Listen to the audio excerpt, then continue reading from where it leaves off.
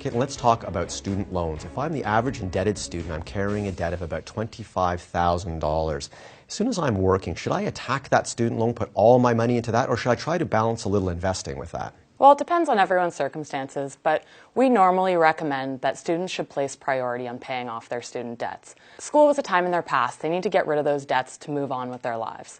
One of the common reasons that students tend to not pay off their student debts is the spread game, which is interest rates are so low right now that they believe that they can earn more in the marketplace than the interest that's being paid on their student loans. Okay, so to analyze that point of view, what are the interest rates on student loans right now?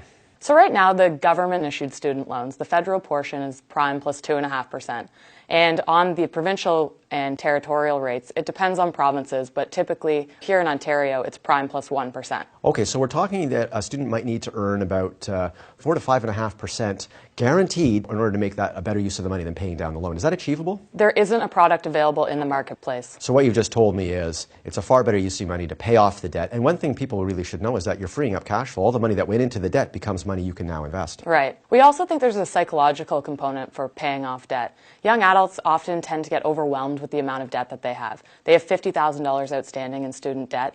Instead of paying down that debt slowly, they tend to rack up unnecessary expenses. They think, I've got $40,000 outstanding, what's an extra $1,000? Right. So what do you say to that idea? You shouldn't be racking up those unnecessary expenses. You need to pay off that debt slowly. It might take time, but you need to pay off that slowly. Okay, so get yourself a debt payback program you can stick to. Right. Thanks, Caitlin.